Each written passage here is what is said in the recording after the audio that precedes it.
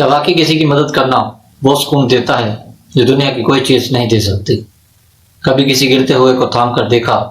ایسا نہیں، دعا ملی ہو اور دل کو ایسا سکون ملا ہو جیسے پوری دنیا کی خاموشی آپ کے حق میں بولی ہو۔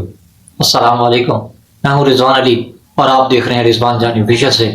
آج کے سوال میں جہاں وہ بات کرتے ہیں جو اکثر صرف دل میں رہ جاتی ہے۔ لوگ سمجھتے ہیں سکون چیزوں میں ہے، لیکن اصل سکون کسی کے درد کو پڑھنے میں ہے۔ جب ہم کسی کے چہرے پر مسکراہٹ لاتے ہیں تو دراصل اپنے اندر کی اداسی کم کر رہے ہوتے ہیں۔ مدد چھوٹی ہو یا بڑی، وہ ایک خاموش راستہ ہوتا ہے انسانیت سے، رب سے اور اپنے آپ سے۔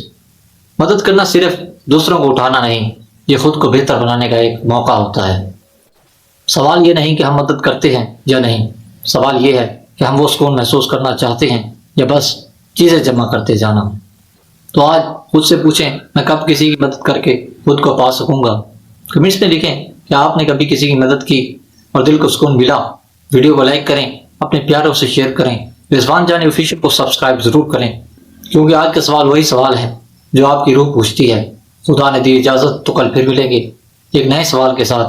اللہ حافظ۔